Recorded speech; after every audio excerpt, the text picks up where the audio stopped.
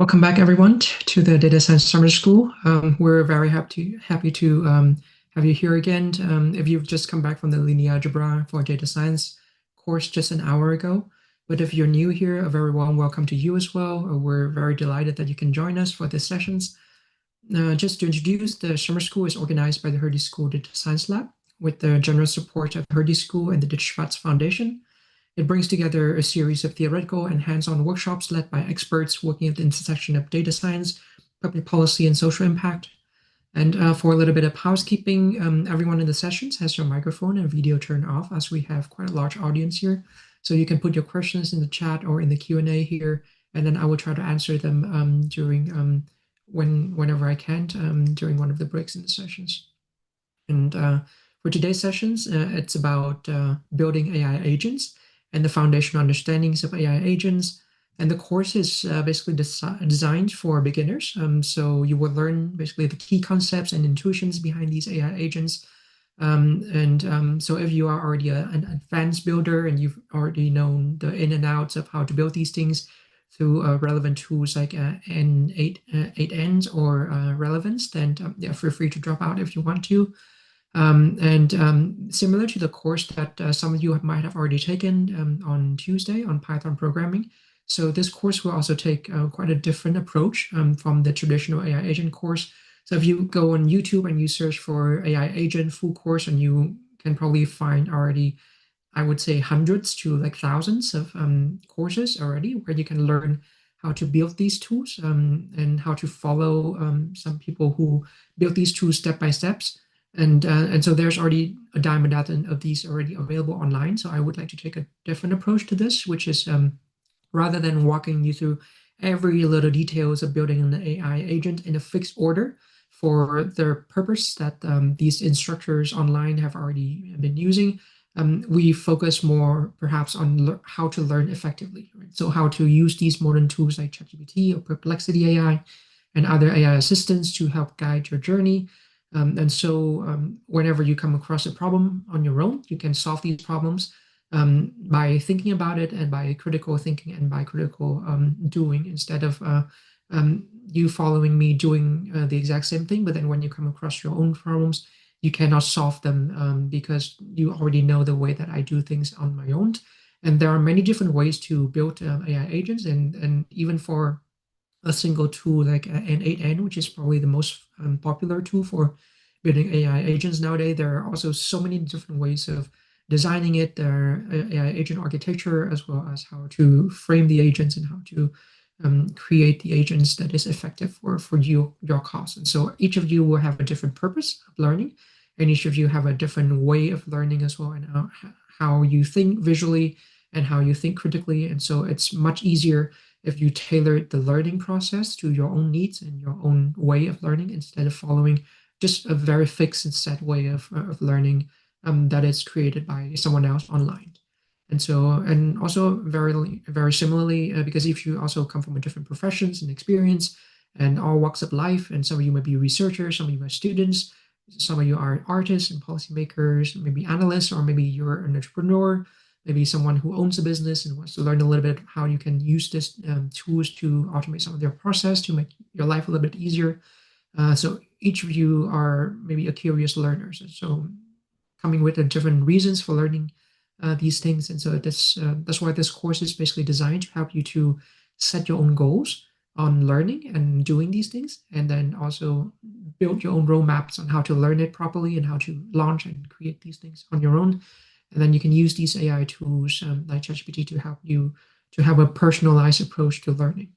And then you can practice in a way that actually matters to you, instead of just using the same kind of approach that everyone else used, basically. And so with that introductions, I would like to share the presentations that we will be using today. Yes, so the course today is the Beginner's Guide to Building AI Agents. Right? And so you probably hear quite a lot of these buzzwords, AI agents, in news articles, or maybe in your newspaper, or maybe on TV or on the internet. Like, everybody's talking about AI agents in 2025, and everybody seems to want to build some kind of AI agent into their business or into their operations. And so what is it actually like? Why is motivations to learn AI agents? And one of the reasons is you want to go beyond chatbots. Right? And so I think all of us here have had the experience of going into a website, and then there's a pops up of a chatbot that kind of wants to talk to you and ask, "Hey, how are you doing? What do you want to learn about this product? Can I help you with anything?" And so these chatbots, like to me personally, I don't know how you are feeling towards these things, but for me, it's very annoying. Right? So like when I go to a website, like I want to have time for myself to learn what's going on and get some informations. And then these chatbots, like if you interact with them, you probably see immediately that these chatbots, they are quite strict in the way that they respond to you. So they are not very flexible. They just basically have a set script that they follow. And so they cannot really help you a lot, especially when you need to do things like, I don't know, like you need to refund for a purchase order or something on a website. Right? So AI agents go beyond these chatbots in the sense that an agent that it's automated and powered by AI engines can help you set goals, and it can also use tools, and it can also act autonomously. And so for the use case that we've mentioned, which is maybe getting a refund from a shopping website, the agent can actually talk to the customer and then understand exactly it is what they need, and then also get the informations about the refunding process, and then help you to get this refund actually. And so it helps. It actually has a use case to help the customers to get the service that they need instead of just giving usually useless informations that the customers do not really need. And AI agents also help to connect AI to the real world. So we've all probably been using AI's tools in one way or another with ChatGPT or something similar. And so a lot of times these tools basically just live on your browsers, right? So they are basically a chat bot that you chat to daily to help you solve some issues and problems. But then and that's pretty much it. And they live on the browsers, and then you close them off. And you go about on your way, and they don't really become more useful beyond that. And so with these AI agents, it can actually become something that can be connected to the real world or to the digital world of your business or your work and your life as well. And it helps to automate some of the tasks that may be quite boring or repetitive to you. It can search the web and analyze data and then give you the information that you would need so that you don't have to go out on your way to do a lot of these tasks that can be much better performed by these AI agents. And also learning AI agents is a very good skill to have nowadays. I think you've probably seen a lot of companies nowadays are eyeing the development of these tools in these fields and then see how they can potentially capitalize on that. And so just knowing the tools and understanding how it works and then maybe building something, being able to build something on your own and perhaps to help your personal life or work, or maybe the work professionally in your company, then it adds a lot of I think weights to your job, and it adds a lot of um, I think pros to what you can do to the company. So I think it's a really good way to have you upskill and to become an integral part of the company, and also the next wave of skill sets that will be needed for future job. And AI agents is also they're also smarter than apps, and so I think we've all experienced SaaS, their software as a service businesses, where you download these apps on your phones, or maybe use these apps on the browsers to solve a very specific issues, right? And so these apps basically they are very similar to the chatbot in the sense that they only follow a very set up rules, and so they are not able to reason and to support you beyond these rules that are coded into them. And so AI agents, they are smarter than these apps in the sense that they can actually reason, they can plan out things, they can think of different scenarios, and then they can fall back into different scenarios and action plans, and they can adapt accordingly based on the context that you give to it, and also whatever information that it can also scrape and find based on the questions that you give it to it. And then learning how to create AI agents is also very empowering. So it's very fun in and of itself. And once you start learning after we finish the session today, so we will only I will try to wrap up the session in about 1.5 hours. And so for the rest of the time, you can use that to then go on and try to create some of these AI agents for yourself. And it's actually a really fun process. When I first start learning about these things and then I start building them, I mean, it's always start with just building it with code, right? With Python, and it, with Python, it's also fun, but it's also quite tough because you also have to code and you have to check your code. You have to do a lot of security check of your own. But then these tools, they have developed to a point where you can actually have drag and drop tools in order for you to build these AI agents without any code. And those are the ones that we will go over today. And it's really fun. It's really intuitive.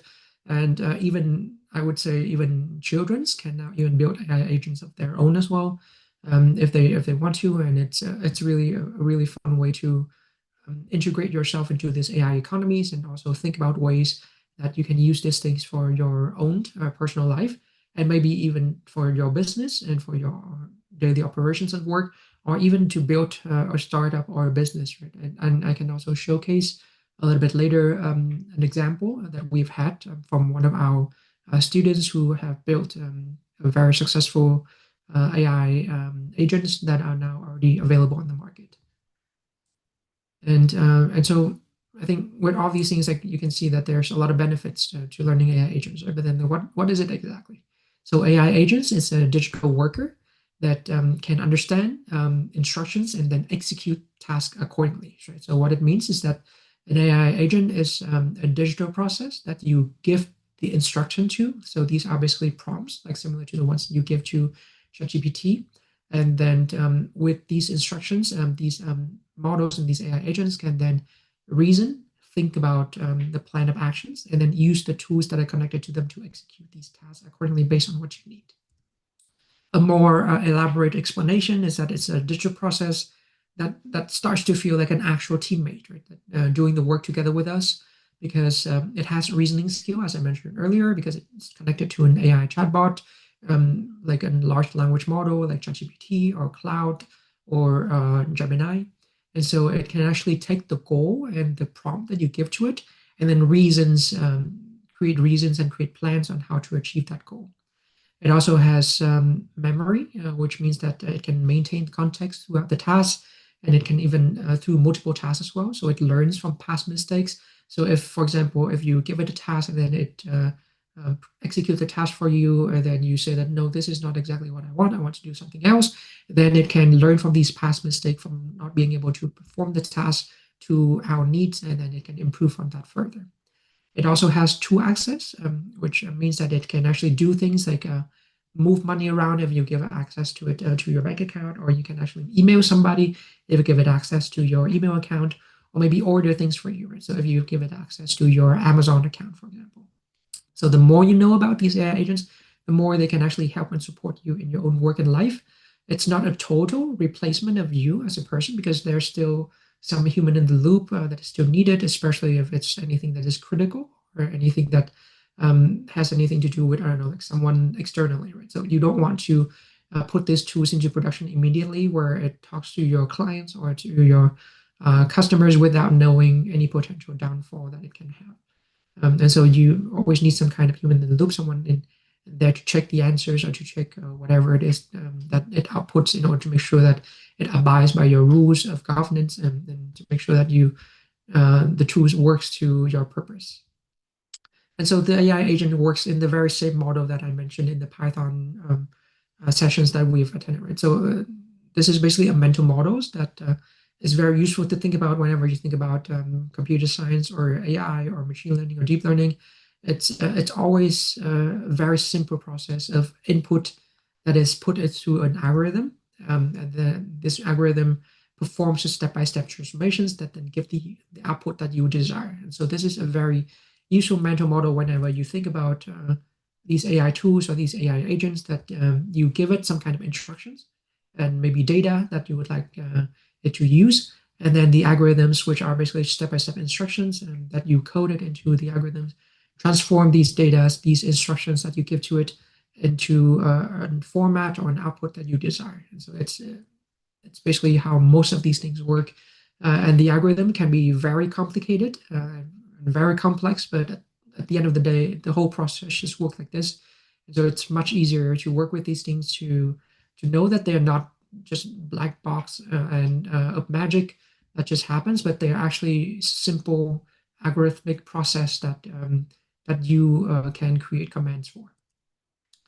And what about chatbot versus agents? I think we've already mentioned that, right? So a chatbot usually they recite from a ready-made script, like these chatbots on these websites that pops up very annoyingly when you browse on these websites. But then AI agents are quite different. They can actually receive requests from the customers. They can think and analyze these requests, and then they can check the information from our database, and then they can execute the task based on the requests from the customers or from the clients or maybe from ourselves as well. And so it's this ability to take actions and execute tasks is what makes these AI agents so powerful, right? And not just a glorified chatbot that you put on your website. And what does it mean to have an AI agent as a co-pilot? And for me personally, when I've been using this, it's like having basically like a colleague, right, to work together with you. You and so I think with any new colleagues or any new employees that you have, then the process is always first the training process, right? So everyone has to go through training. First, you need to explain the role to it, to these AI agents, and then the responsibility that it has, and then also the rules of the business, like whether or not if there are AI agents that interact a lot with customers and you want it to be very polite and also very kind and very, very generous and very basically very talkative, like basically in a way that that mimics the way that you run your business, right? If it's someone that represents your business to the outside world, basically. And you also have to give it access to the system. So, for example, if you have a colleague, then you need to give them access to your mail server, for example, so they can have their own email address, or they need to get access to their database so that they can, for example, look for information that is needed for their work. And this is also where there's a potential risk as well, right? And then this potential risk is also not just for AI agents, but also for real world humans who joins a new task force, right? And so there's always the potential risk of data leak, or if potential abuse of people not using these resources and data not properly. And so there's always a potential risk there that you have to keep on the back of your mind whenever you build and run these AI agents, to make sure that you do not run into a big risk for yourself and for your organizations. But also, you are aware of these potential risks, but you should also trust them to handle these tasks once you have tested them well and they have actually execute these tasks and give you what you want. And there's also, of course, apart from all these benefits, there's also challenges and limitations of these AI agents. So there are technical challenges and also ethical problems, right? So for the technical challenges of these AI agents, they have quite a limited memory. So they can forget context without a custom memory system. What it means is that, as I mentioned earlier, right? So what these AI agents are, they have reasoning, they have tool access, they have memory. That's what makes them stand out from chatbots, and that what helps them to execute their task in a way that is consistent and give you what you want, and they can also learn from their past mistakes. But what that means is also they need memory resources, right? So a lot of time, if it's only you, then you can kind of create a very small memory resource requirements that don't need a lot of um, costs or tinkering or maybe maintenance. But if you have to work with a lot of customers, or if you have to work with a large database, for example, that needs a lot of context, then that means that this is something that you have to quite worry about whenever you set up a chatbot that is work with basically very a lot of people and a lot of clients, for example.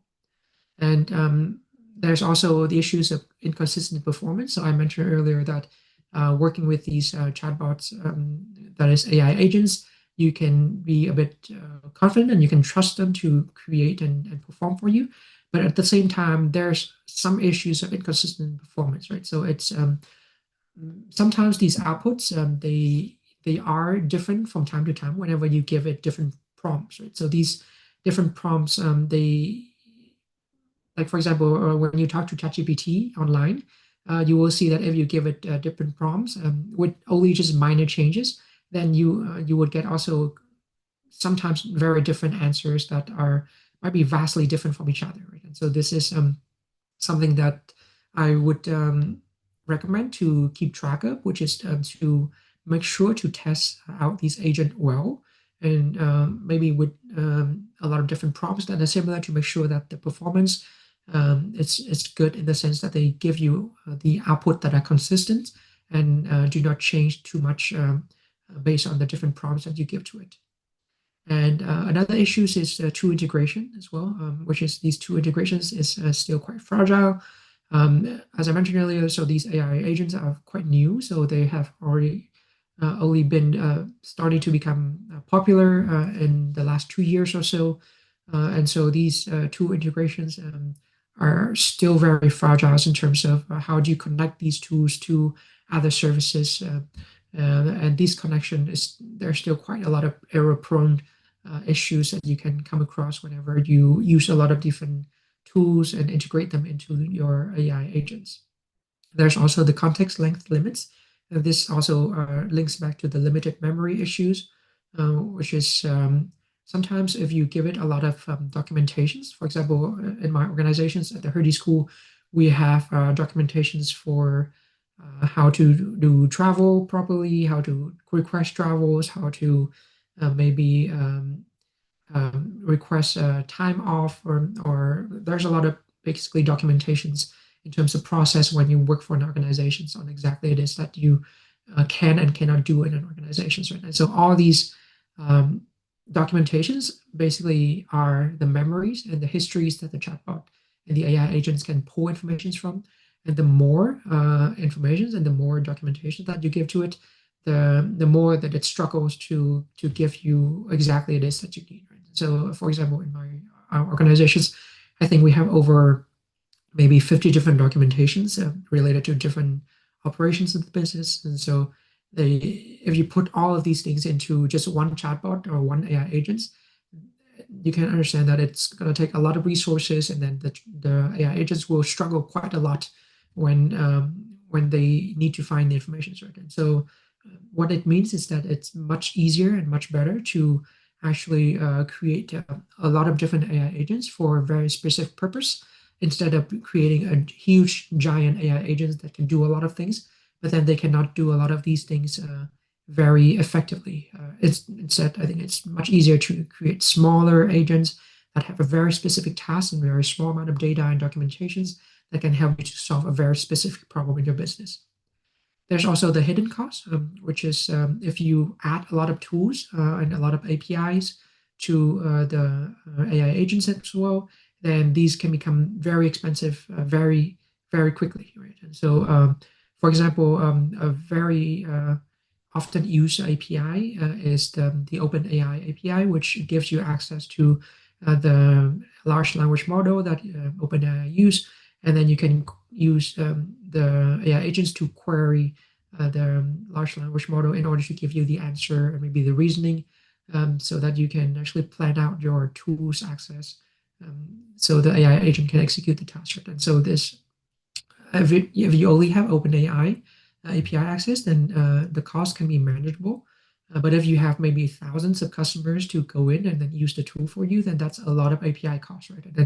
And then you also have add-on things like email management service, or maybe you have access to proprietary data informations, which also needs API costs as well. So these things become very expensive over time, and they racks up the cost very quickly. And so you also need to take care of these costs. If you do build these things for other people and for customers, if it's only for yourself, then I think you can manage these costs quite well. But if it's open to other people, or maybe open to the public, then you have to be very careful about setting the limits for these costs so that you do not basically go out of business because you forget to limit the cost for an API call. Debugging is also very hard for these AI agents because sometimes it's very difficult to trace the logics or fix the error. This is why when you build up an AI agent, and we will also have a kind of a cheat sheet for maybe how to build them properly, and also some of the pitfalls that you should avoid as well. And the recommendation is always whenever you build these AI agents, and you can build these AI agents using ChatGPT, right? You can give ChatGPT or N8N basically your prompt, and then they can build these AI agents for you. But then whenever you create the prompts in order to create these AI agents, it's always recommended to actually put in also into the prompts the idea that it should also give you a lot of output in terms of what it does and the reasoning behind it, so that you can go back into the logic of it whenever you come across a problem, and you can look into the logic of the models and the AI agents, and then you can read about it and you can see where the reasoning might go wrong, or where maybe the planning might go wrong, and then you can kind of fix it a little bit easier. It's not like coding, right? So with coding, you can kind of look into the error code and you can kind of trace back to the line that this can go wrong. But with AI agents, because it's a lot of connections and a lot of parts that are put together, and so it's sometimes it might be difficult to debug where the error might come from. And so this is where the reasoning printout is actually very useful for that purpose. And apart from the technical challenges, there's also the ethical and practical risk issues, right? And this is hallucinations, right? So we've all come across issues where these AI tools and models, they hallucinate the answer, and then it gives you basically false and misleading informations, uh, and um, and so basically it kind of gives you the wrong informations that can be very bad for your business, and also it can also be very bad for your customer. It can also be very bad for whatever it is that you need this information for. And so hallucination is one problems for AI models that are still very, very hard to fix. At the moment, there are plenty of I think our institutions and OpenAI also and also Perplexities and Cloud, like a lot of these institutions are already trying to limit hallucinations by having a set database where they can pull information from, and then they only pull information and they only synthesize information from these databases that are built with concrete information, right? But then at the same time, you can never be completely sure that the information that is created is exactly true or not. And so hallucination is one big issues that you have to be aware about whenever you build AI agents for public facing products, or maybe even for yourself. You always have to double check, and you can always ask these AI agents to provide the source for you, and then you can go into the source for these AI agents outputs to make sure that these sources are actually true, or if they're hallucinated source, then you also know that this is not actually correct, and then you can ask the AI agents to learn from this mistake since you not do that same thing. There's also privacy risk as well, because whenever you put out your information into these external APIs, as I mentioned earlier, whether it's OpenAI or it's maybe like a weather API, then you basically put sensitive informations personally to you to these APIs, right? So if it's a weather AI or a weather API, then you basically put out the locations that you are currently into these APIs in order to get the informations about the weather. Or if it's OpenAI, then maybe you also give out information regarding your IP address, right? And so like any time you interact with these APIs, you are exposing yourself and exposing your personal data to these API services, which you have to weigh the risks versus benefits, right? So for me, like I consider the access to these API services and the good that it does for me outweighs the risks of maybe my having my IP exposed, or maybe having my my email exposed to the internet. But then you can also be very careful in the sense that you can try to limit this exposure by creating a completely new email address just for interacting with these APIs, right? And also maybe you can use also VPN as well to make sure that the IP that you put out is not the correct IP that you have. And so there's a lot of different ways that you can kind of shelter yourself and protect yourself from these potential sensitive information is being put out through these APIs.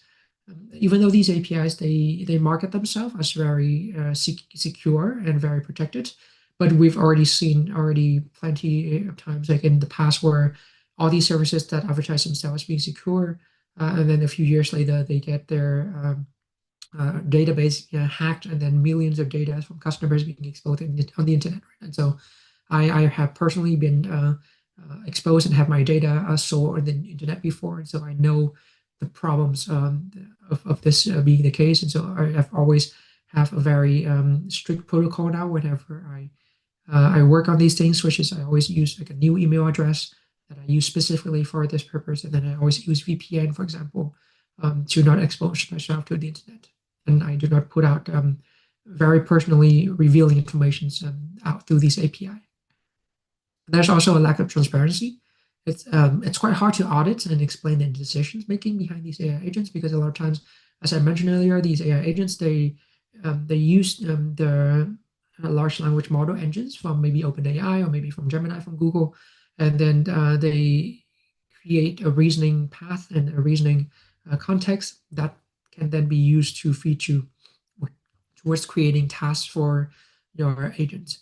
But then it's also very hard to explain this reasoning, right? So it might be that in one case it reasons in a different way, but then in another case, for the very same request, it reasons in another way, because these AI large language model, they are basically completion engines, right? And so you give it like an incomplete text, and it completes the text for you. And so sometimes it completes it in one way, and sometimes it completes it in another way, depending on how the model has been trained and how the model has been um, uh, crystallized. And so it can change over time how these behaviors of these large language model work, and that basically goes into the lack of transparency here, which is like it's kind of hard to explain how these models work over time, because they in one time they work in another manner, and then in another time they work in a completely different manner. And so that's something to be aware of as well. Another thing is over reliance, which is there's a risk in trusting these agents for high stakes tasks. You've probably seen a lot of companies nowadays. They are trying to push AI agents, and they're trying to push these AI tools to replace real human beings. And their I think probably the most famous example that I can think of is Duolingo. Right? So a lot of us have probably been using Duolingo maybe one time or another to learn how to learn some kind of language that we want to learn. And in the past, Duolingo content has been created by humans. They are created and monitored and audited by humans being, and so mistakes can be caught very quickly, and people learn from real life people and real language, right? And so it's not AI created language. But then in the last 2 years, like Duolingo has basically shifted their entire business, and now they're extremely AI first company, in the sense that a lot of the content, a lot of the moderations on the contents are now being uploaded towards AI, and there's no human basically to have to counterweight that. And a lot of people have complaints about how the content that are being created now on these Duolingo courses are no longer, it doesn't feel real anymore. It doesn't feel like actual human text that people use, and that's because these AI tools they basically just create text that are not really truthful to what people use in daily life. And a lot of us who use these chatbots, these ChatGPT or these AI models regularly knows that they have a very specific way of using and creating text, right? And so they become very apparent when you use this language for learning, then it makes it very discouraged to learning, when you know that you're actually not learning things that are being used by real people, and you're actually just learning things created by AI. And so that's I think this over reliance on AI tools can be a big risk for business, in the sense that they kind of forget that people want to interact with real human beings, right? People want to interact with real people, and so completely uploading all these tasks that are supposed to be for humans to just AI, then can be very harmful for your business, and also be very harmful for your customers.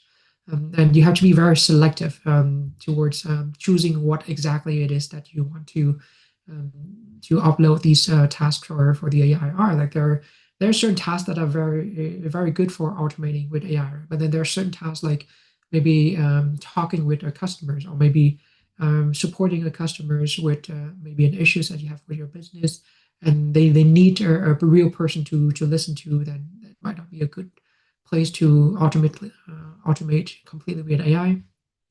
It also have a very robotic and personal behavior, and so this also links back to the over reliance issues, which is yeah, it lacks emotional intelligence and it cannot really interact in an emotional way to a person that a real person can't.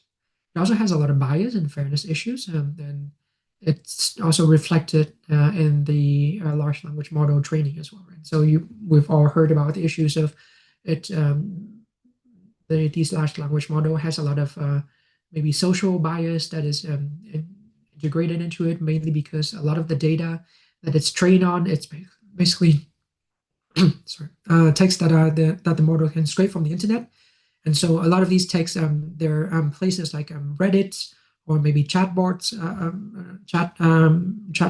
where people talk on a very racist tone, for example, and then these AI models can be trained on these texts, and then they can also become quite racist, which happens, I think, now with Grok on X or Twitter, as we've seen it, and you've probably seen quite a lot of articles about how Grok AI now is quite a bit of a racist chatbot that spews white supremacist content because it's trained a lot on these kind of content now. And so this is basically an issue that we should be aware of as well when we use these models, that this could be something that happens. And so what is an agent? What is it made of? Right? What are some of the components that it has? So it has five different components. And the first thing is prompting. It's basically the instruction that you give to the AI agents, and especially how you program the brain. You define the agent's role and tone and behavior and by your own words, right? And so a lot of times, I mean, this also includes things like the goals that you want the agent to do, the different constraints that they might have, and also maybe some real life example that you want the agents to follow, right? And this is something that you can write as a brief, as an instruction for the AI models. And then you can also use ChatGPT to generate these things very quickly for you. But then it's that you always need it first to give it the idea, give the actual instructions at what exactly it is that you're looking for in this AI agent, so that ChatGPT or Perplexity or Gemini can generate the full context for the role, the tone, the behavior for you. And the second thing that you need is the brain of the model. And this is usually the large language models that are OpenAI API, or it might be Gemini, it might be Perplexity, it might be Cloud. And so this is the brain of your operations.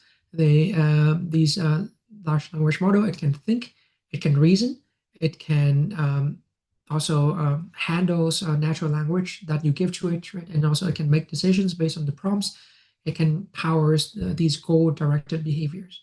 And the brain of these operations, basically it makes a lot of decisions for you, and then it uses the tools that are connected to this brain to make all these execute tasks for you in order to get the goal that you might need. And then the third component of an AI agent is memory, as I mentioned earlier.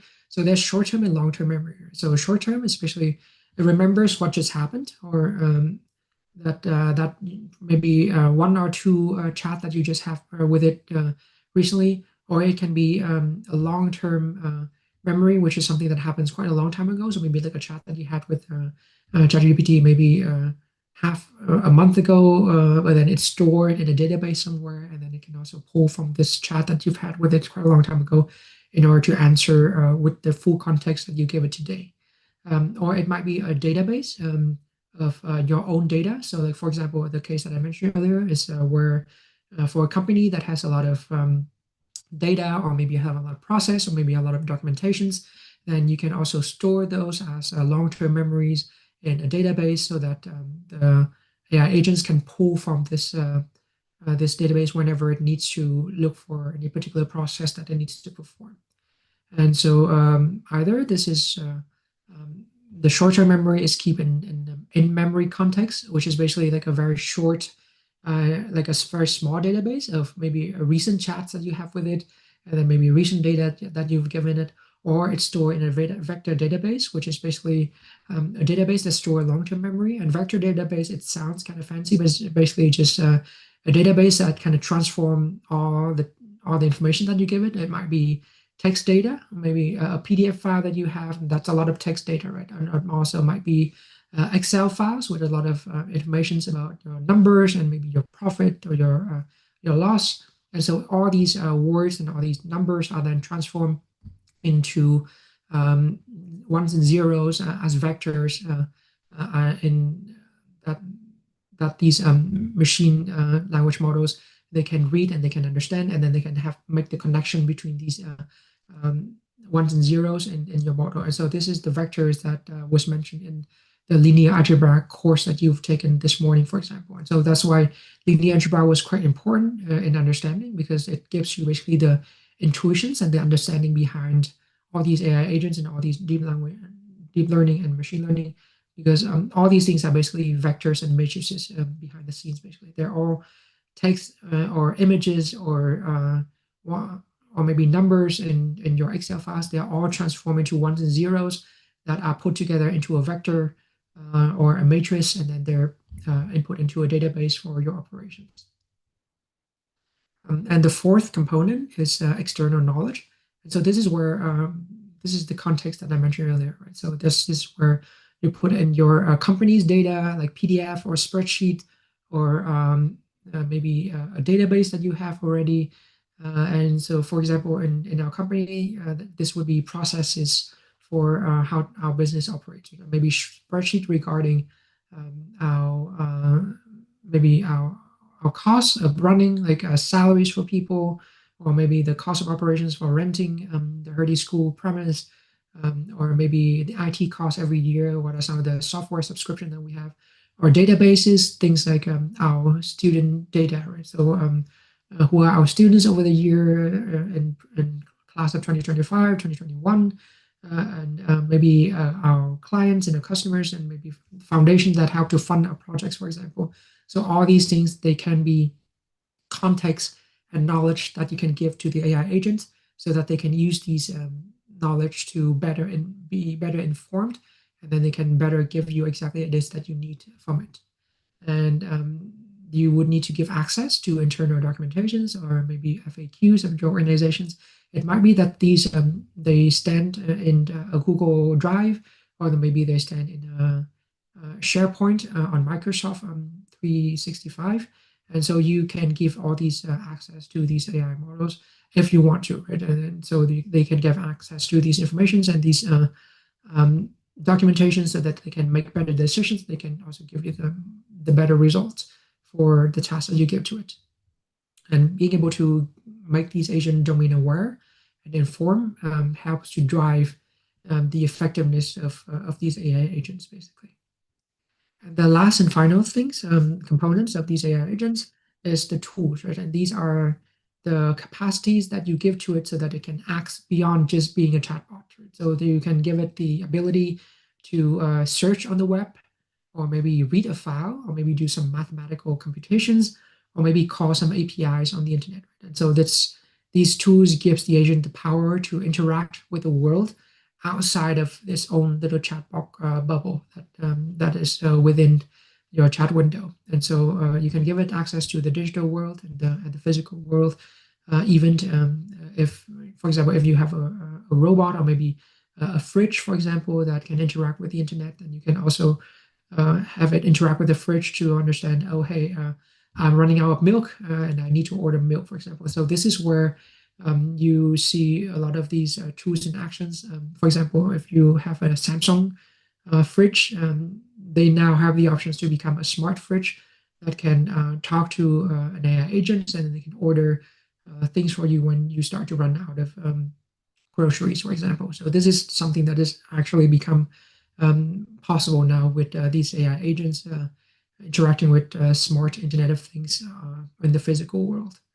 It's also very extendable and customizable in the sense that you can continuously build up on it, make it more complex, and can interact with a lot more of your tasks and a lot more of your business extensions.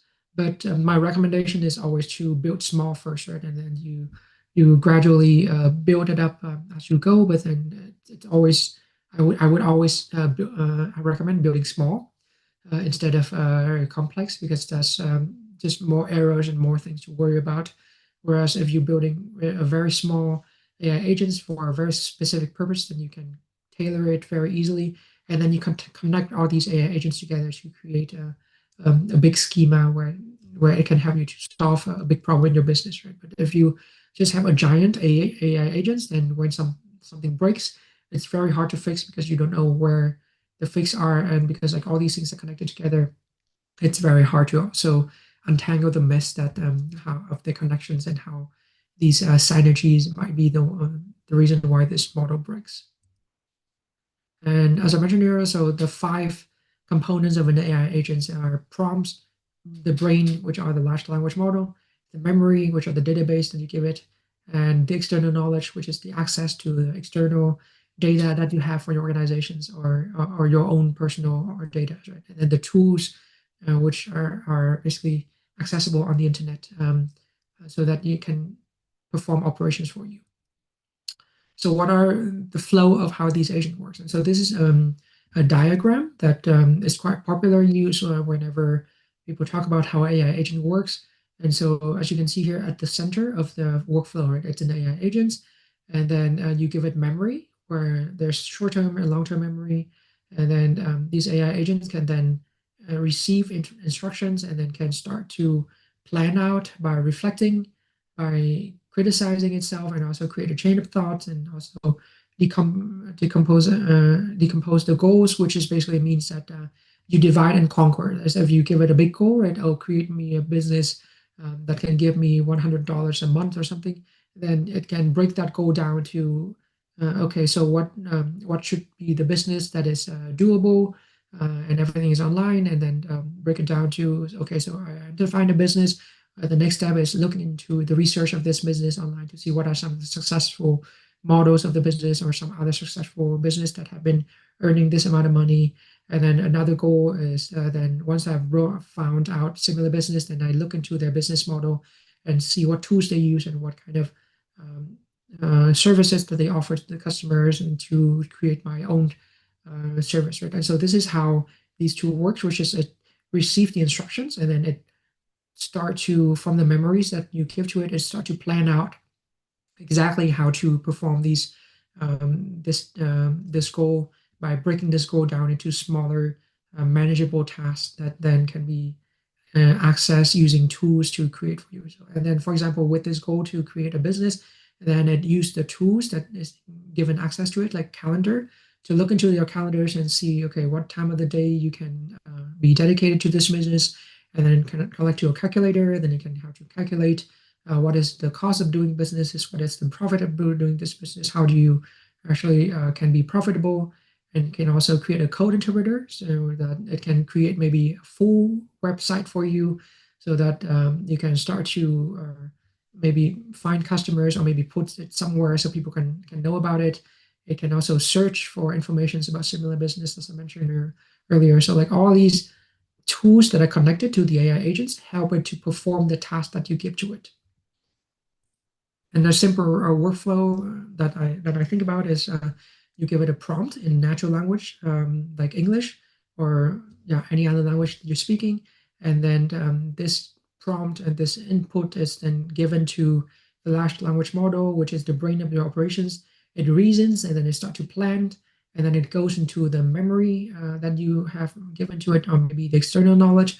And so this external knowledge for yourself, it might be that your diary, right? Or maybe a list of things that you have. Maybe it's in my bank account, I have maybe $1,000. Can I do this thing, for example? And so like having your own personal information and maybe the information of your business give it the right constraints and the right resources that it had access to. Right? So if you just give it a questions like can you create me a business that can earn me $100 a month, but then it does not know what kind of resource that you have, what kind of maybe capital that you have, then it's very hard to also create a business that is relevant to you and that is tailored exactly to you, right? And then once it can plan out all these things based on knowledge and based on informations that you've given it, then it can use the tools that you give access to it to start to execute these things. Right? And so that's the usual workflow for these AI agents, and your AI agent can be very complex, like extremely complex, but the gist of it is just basically this very simple diagram here that you can think about. And this is also very basically this diagram here, right? But just a little bit more complicated. It's basically just input, algorithm, and output, right? So you give it an input, which is your uh, prompt here, and then this whole thing here is the algorithms, and that will then give you the output, which is the outcome that you would like to see. So having these mental models in mind really helps you to design the architecture of these models and then to make sure that you do not miss anything when you build these things. There are often two types of AI agents. So there are conversational agents, basically very similar to ChatGPT, for example. This is agents that humans can interact directly with and then give it instructions, and then the agents can then perform the interactions and then perform the instructions and the task for you. But there's also automated agents, and automated agents are basically agents that humans they don't need to always interact with it in order for it to work, right? Excuse me for the typo here. And they basically what they need is they need the informations, and then they need to have access to the tools, and then they can work in the background without human instructions, for example. And so these are a lot of times like these are things like, for example, um, if I want to build an AI agents that every morning send me a message about maybe a weather report for the day, what the weather looks like, and maybe a list of tasks that I have throughout the day, and then maybe what are some of the meal recommendations based on the task list that I have, and maybe the locations that I'm in during the day. Then what I would do is to have an automated agent, right? So what I would do for this case is then for this agent, I would build first a trigger that every time at 6 a.m., for example, then I would query a weather API, a weather service online that can then give me informations about what is the weather like for my location today, right? So that I can know to plan out whether or not I need to wear rain jackets or not, or whether or not I need to have a jacket so if it's cold. And then second is that I give it access to my calendar so that it can query at exactly 6 a.m. every day. It queries my Google Calendar or my Microsoft Calendar, my Outlook Calendar to see what is my list of tasks today, who am I meeting, what are the locations of these meetings, so that it can know or can plan out the day for me and give me a summaries of maybe some of the things that I need to know about. So for example, if I meet with someone externally, then maybe it can give me a little bit of a summary of who I'm meeting by looking into their LinkedIn profile. And so give me like a summary of who this person is, what they're working on, and what we can potentially work on together and maybe talk about, so that I can be ready by the time when I go into these meetings without doing a lot of these works behind the scenes, right? And then after it create these summaries of these work for me, then it and also give it access to Google Maps, for example. And so it can look into the locations that I have for these meetings, and then it can map out my route for the day from my home to these locations. And then it can find along the routes, maybe if I have a lunch break from 12 o'clock to 1 o'clock, then it can basically find what are some of the restaurants that are very nearby the locations that I will be in at 12 o'clock, for example, and then recommend these restaurants, and then maybe find some good food in the menus based on my dietary restrictions that I have already given it in my database, right? And so then at 6 o'clock every single day, it queries the weather service, it queries my Google Calendar, it queries the Google Map and then give me basically a report every single morning of what my day would look like, so that I can be better prepared. It doesn't mean that you have to deviate, that you have to follow exactly, but then it gives you basically like a very good plan for your day, so you do not have to waste a lot of your brain power on yeah, going personally to search for restaurants when you finish your work, and then once you finish at 12, and then you have to go do a Google map, and then you search restaurant near me, and then there's like 20 different restaurants, and then you have to look into them and look at the menu, and then maybe think, and after that you have already wasted 20 minutes of your break to look for the right restaurants. And then this gives you basically the freedom and also the ability to do a lot of these repetitive tasks, and you offload this to the AI agents to then help you to plan your day better and do your job better for you. So that's how I think about it, and then that's how I would think about how to use these AI agents for your own personal goals so that you can achieve whatever it is that you need to do. And I think I've mentioned quite a bit about API in from the beginning, right? So what is an API, and what does it matter for AI agents? And so a lot of you probably know what API is, but API is basically an application programming interface. You don't have to memorize about this. It's just you can just remember that API is basically how your AI agents talk to other software or systems or tools, right? So it's like API is like a key that you give the agent so that it can get access to all these tools and data and actions that it can perform. And that's it's very simple like that. It's basically a key that you give your AI agents so that AI agents can communicate with other tools and softwares and online services that are available. And the agents use API in order to get informations, right? So it gets, for example, some AI agents need to get access to search API, which are things like Google search, or maybe Perplexity search, or maybe a ChatGPT search, so that they can get informations from the internet, right? So that they can use this information to then make decisions based on that. It can be database API as well, where they get access to some database.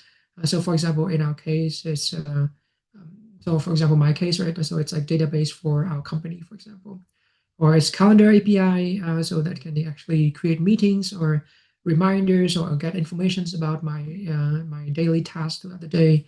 It can email and chat as well. So this, as I mentioned earlier, it can actually email you your tasks, or maybe a summary of what you need to do throughout the day.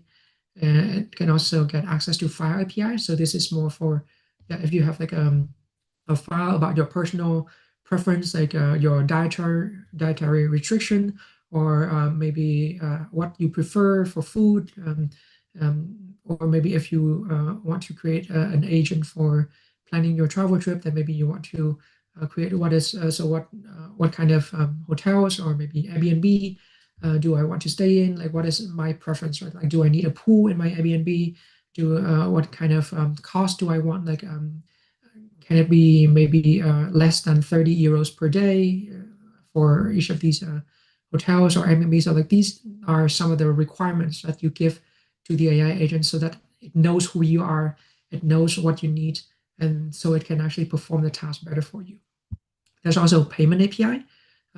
If you want to give these agents the ability to process orders, payments, or maybe refund for you, this is quite dangerous if you give it complete access to your maybe your bank account or your payment API. So this is always something that you need to use with caution. Right? So what I always do if I do use payment API is that I always set a limit to how much it can make decisions on. So like if can uh, so for a small personal business, then it might be that you set a very small payment threshold of if it's over 20 euros, then you need to approve it, right? So it cannot make decisions immediately, but it has to send you maybe like an email request or a Slack request so that you can actually approve it before it actually processes the order. And there are also many more other APIs that people have created so that you can perform the task as well. And as examples of API usage, so for example, an AI agent that sends a daily report to team to you, right? So it uses things like OpenAI API for writing the reports, or maybe a Google Sheet API to pull data from your spreadsheets, and then use a Gmail API to send the reports to you. So this is just a very simple use case for how you can have an AI agent to do some of the smaller tasks that might take quite a bit of time for you to do, but that these agents can do very quickly in just matters of seconds. So yeah, just here are just some recommendations for popular API in case you want to think about and planning about creating your own AI agents very soon. So for web search, that's a Chirp API or Bing API. File management, that's Dropbox and Google Drive. Messaging, Slack API or Gmail API for sending informations, or Discord as well. Data storage, you have Notion API or Airtable. Automation, there's Zapier, Make, and IFTTT. So API is how your agents reach into the real and the digital worlds and then get stuff done. If you do not give your agents API access, then it basically just another chatbot, right? So you can only chat with it with that how you chat with ChatGPT, and not being able to execute the task that you would like to the agent to execute. And then we now come to the part where very similar to the part for the Python programming course that I mentioned earlier, right? So we want to learn how to build these AI agents and then not forget about it, right? So if we just keep watching tutorials, and if we just keeping only following and doing exactly what these tutorial does, then it's you forget things very quickly, right? Because it's you're not the one to research, you're not the one to do these things on your own, and so you have to rely a lot on these tutorials, and so a lot of times you will not be able to um, internalize these knowledge into your own personal knowledge base so that you can become proficient with these things. And so the wrong approach to learn how to do AI agents is to watch tutorials and then to perform the task exactly how they perform it, or maybe read a ton of documentation and then forget about it a week later, because that's not working by using it for your own personal life that can help you, right? And so the right approach is to learn by doing and with a purpose. Right? So you have to start with a specific goal. And so this is very similar to the Python course that I've mentioned earlier. And if you've been in that course before, this is a very similar process, but tailored towards a learning AI agent. So you have to learn with a very specific goal in mind. If you learn without a goal, then you're basically building these AI agents without any blueprints. And so you just basically building in the dark. So the first thing is you have to ask yourself what real tasks that in my daily life or in my daily work that I want to automate, right? And I want to improve using an AI agent. So yeah, as I mentioned earlier, like for me, that's maybe every morning I want to have a report of my day and a report of what I can eat, and maybe how maybe like some entertainment movies and things on the side that I can do after work, for example. And so you have to always start from yourself. You start by looking into your daily life and in your daily work and see what are some of the tasks that you have been doing maybe very regularly, and but it takes up a lot of time. But then you can and you want to automate and you want to improve further by having some automated version of that doing it for you. Right? And so some example could be that can build an AI agent to summarize your meeting notes for you, and then email them directly to yourself for review. And so this happens very regularly in our meetings where we have a very long meetings, like maybe 1 or 2 hours in our job. And then a lot of people talk during this meeting, and then you also talk during this meeting, and then it kind of meanders all over the place, and you have a lot of different issues that you have to tackle. And then at the end, you should always have meeting minutes in order to know what you've done with that day, right? And so usually, like you would have someone to be delegated towards taking meeting notes, and then that person would then have to be very focused on putting in everyone's informations and everyone's points into these notes. And sometimes they forget things, or maybe sometimes they do not catch some of these points in time, or maybe they also don't have time to think about their points as well, and so they have a bad meeting experience. And so these AI agents can help by so one example is Microsoft 365. They have an AI agents now built into their Teams functions, where if you click on these record and transcribed meetings, and then they basically have an agents that records the meetings for you and transcribe the meetings, who speaks, what points they speak, and what are some of the things that were mentioned. And then they summarize that using a large language model, and then give you a summary of these meeting notes afterwards. And I think, and there are other services like Otter AI that does the very same thing as well. And so these are some of the useful things that these AI agents have already been implemented for, and I think they're quite useful, and they're very helpful for daily business to make your life a bit easier. You can also create a personal assistant to organize your job for you, send reminders for things that you need to do so that you don't forget them, and then maybe also prepare like a list of preparations and informations for every meetings that you have, so that you can be well prepared, especially if you meet with external people for the first time and you want to make a good impressions, and that you know who they are, and you know exactly it is how it is that you can frame the conversations, and you can frame the discussion with them in a way that is beneficial for both sides. So having a personal assistant with AI agents to search for information on their company, or maybe on the LinkedIn page, and then summarize these things for you, and then can give you maybe some pointers on how to collaborate and how to negotiate with them. It's really useful. And it can also become our Teams messenger chatbot that can answer maybe internal FAQs using your company documents. So we onboard a lot of new colleagues every week, or every day, or maybe every month, in the Hertie school. And so every time we need to have an onboarding process where you have someone from HR explaining what are some of the tools that they have access to. And you also have the supervisors who also need to explain what are some of the tasks and some of the work.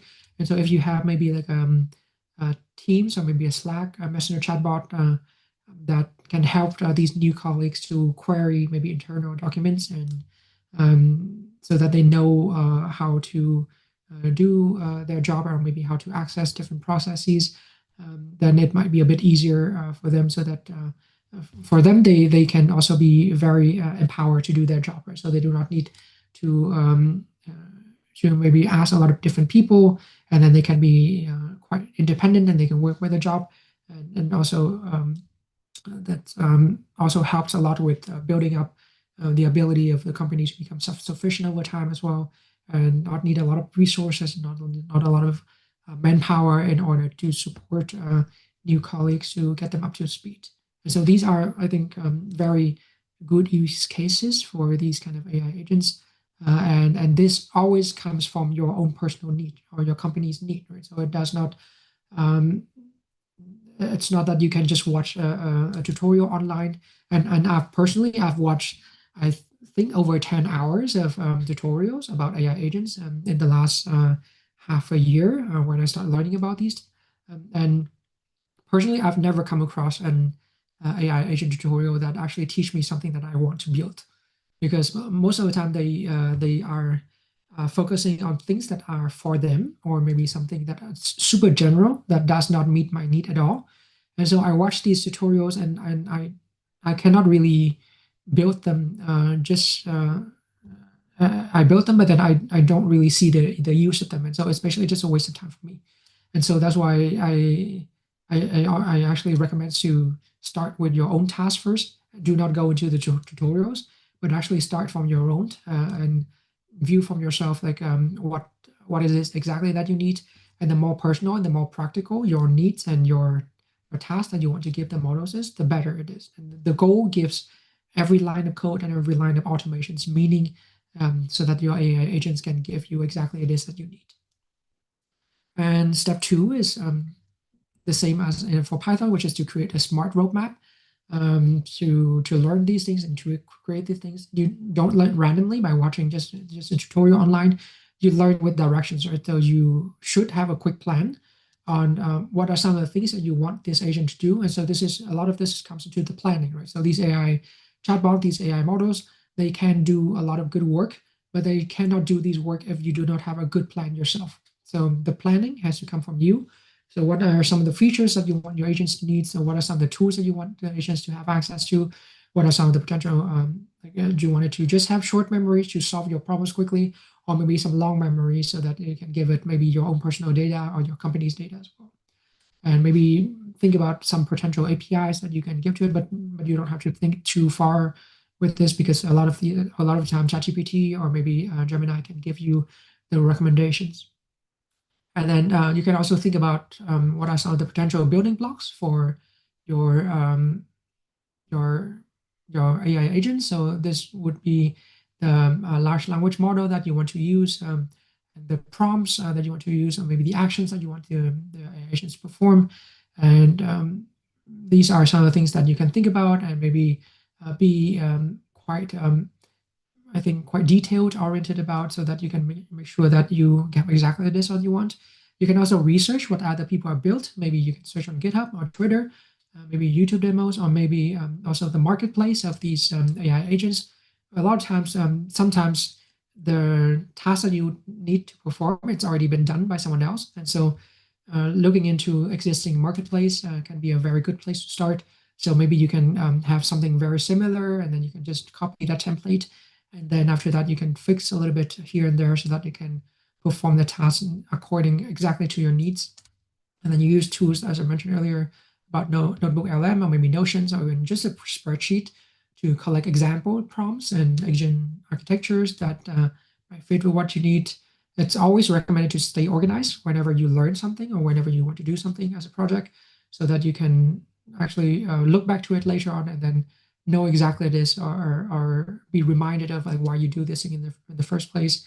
It's the very same thing with learning how to code as well. It's you have to stay organized. You have to document your code well, so that when you look back to it, you know exactly this what and why you wrote this code in the first place. Because I personally I forget my code all the time. I wrote something and then half a year later I look back at it and I don't remember at all how and why I wrote this code. And so it's it's always recommended to be organized and document your work. And you also need to track API as well to know exactly what kind of APIs you use and what kind of frameworks and skill that you would need. But you don't need to track, or you don't need to learn everything. Right? So you only use them when they become relevant to your goal, and so you learn things as you create them. And step 3 is to build and track your progress, right? And so I would recommend maybe to try to build something every day, even just like a very small AI agents, and you can build a very simple AI agents very quickly, right? And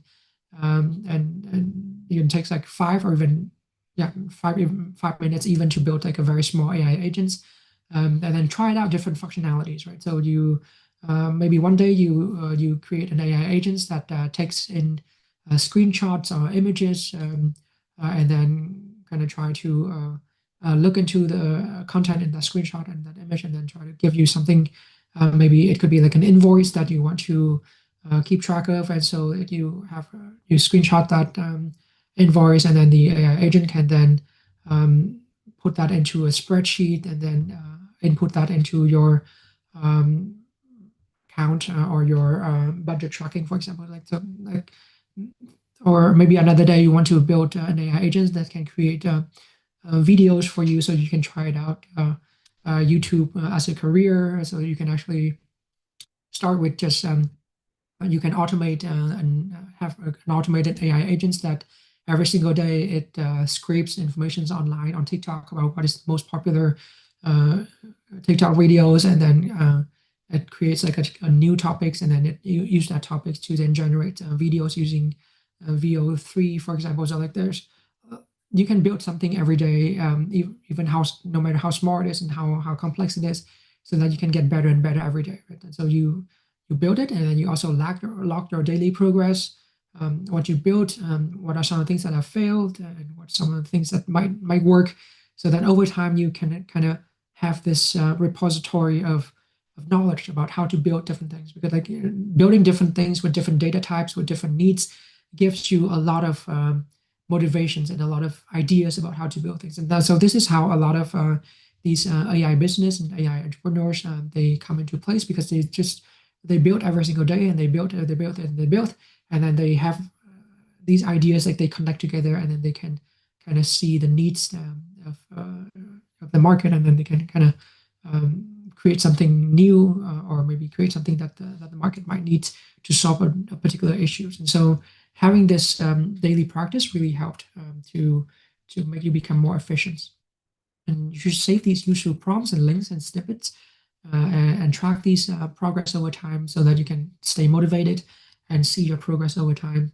And also, you can also start very small, right? So it might be that you, for the first day, you agent is like extremely small. It just connects to a chatbot, and then that chatbot maybe send an email to you. But then on the second day, you add another action to it. You add another tool to it. It might be that it looks for the weather report, and another day you add another tool to it. It might be that it looks for maybe the news for the day, for example, to put it in there. So there's like every single day you can put more and more and more to these AI agents that you built, so that you can build something big and something complex as well, if that's something that you want to try.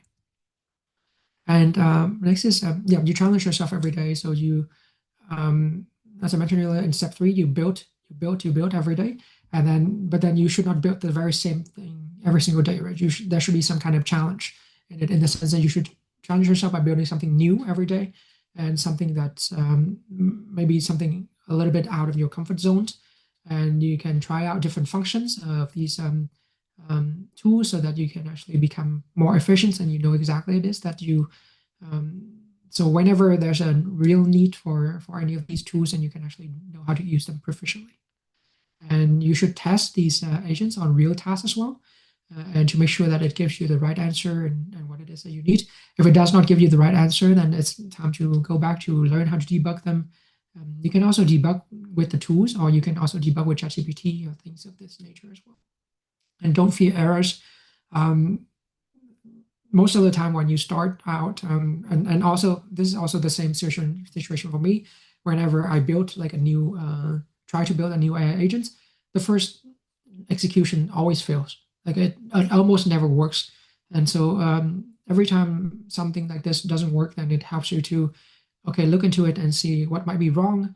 And you learn how to solve them. You look into the documentations of these tools, or maybe you look into how to use ChatGPT to solve the problem for you. So every error helps you to rewire your brain, so that you can tackle these errors better, and become better and more efficient at building these tools. And finally, you should reinforce these learnings, right? The cycle of learning, practice, and apply, and review. So don't just read and don't just watch these things. You should connect, and you should create, and you should reflect, right? So you should create your own thing, and you should try to maybe connect the dots on how these things work, and build these things over time.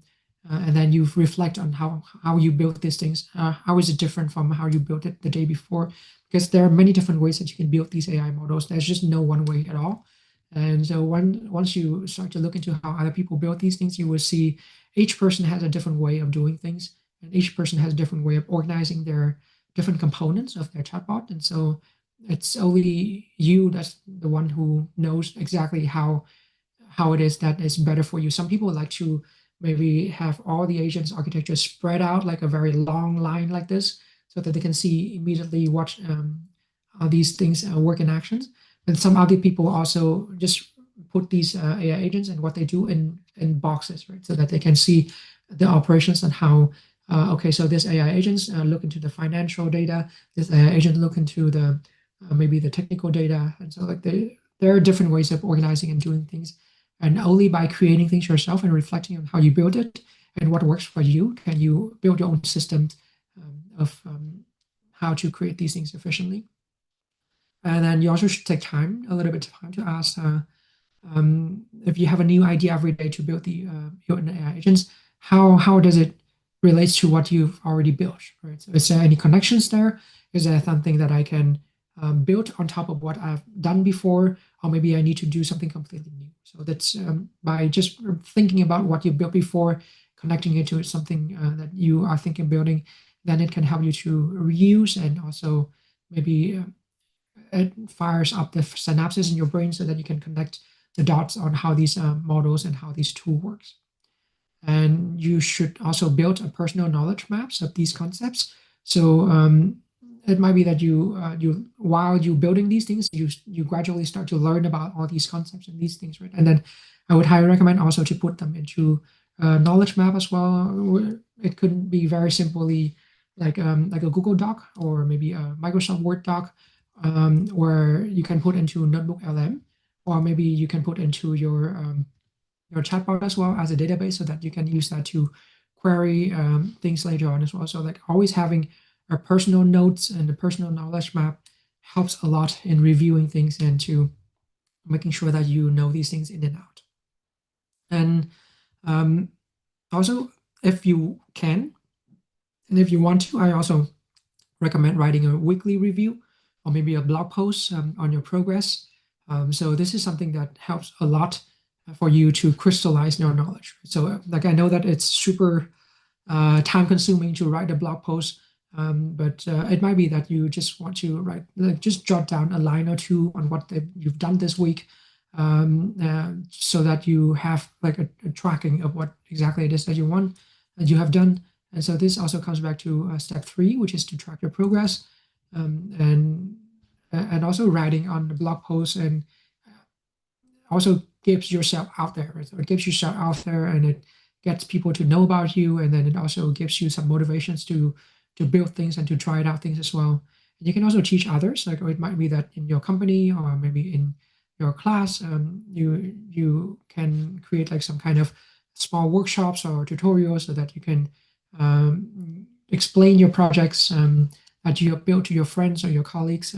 So it's something that you should be proud of what you built, right? So if you're proud of what you built and you are able to explain to others like how you build it, then it becomes a part of you, and it helps you to become much more proficient with it, and that's how you never forget it, because like once you try to teach something to others, that's when the knowledge become part of you, because you have to internalize a lot of these knowledge so that you can explain them more efficiently to other people. So these knowledge, basically they become a part of you, and it becomes second instincts on how you use these tools basically. So conclusion is building is better than watching. So that's why after this, I'll just have a very short demo, and then after that, I would recommend you to try building it yourself. So watching tutorial is not the same as building an agent. My recommendation is immediately after this, I think we will try to wrap up in 10 minutes. As you try it out, the process that I outlined here, and then you try out some of the tools that I mentioned here in a minute, and then you try to build agents of your own, right? And then you can try to see how you can build it to your own needs, so that you can start to learn this process of learning things based on your own needs to become better at these tools. So yeah, the recommendation is start building now, and you use Google and ChatGPT when you get stuck, and then you learn to ask better questions as you go on. So these are all of the things that I want to mention, and now I want to go a little bit into the recommended tools for trying out building AI agents. First, I would go into maybe the Q&A and the chat to see if there's anything to answer.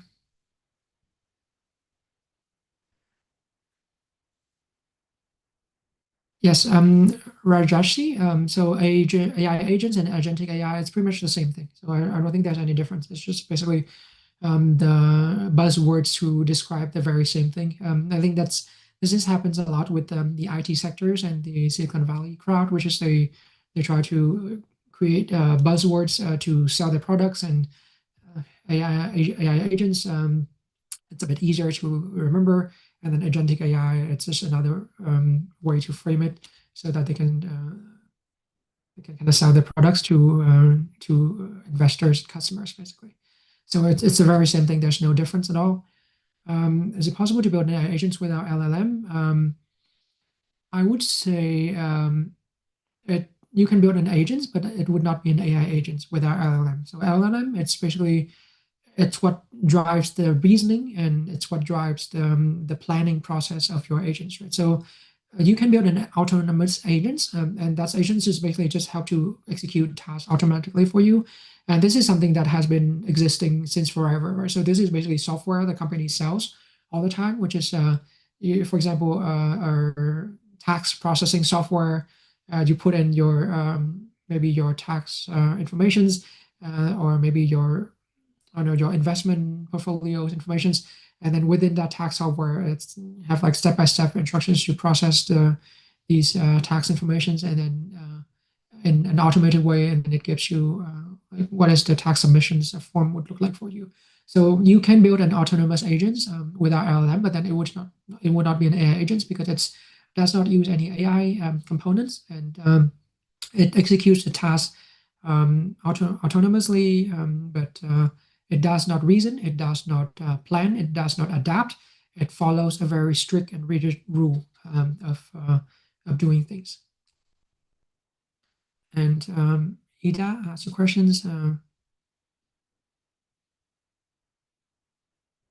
Whether or not we want AI agents to not analyze but only collect data.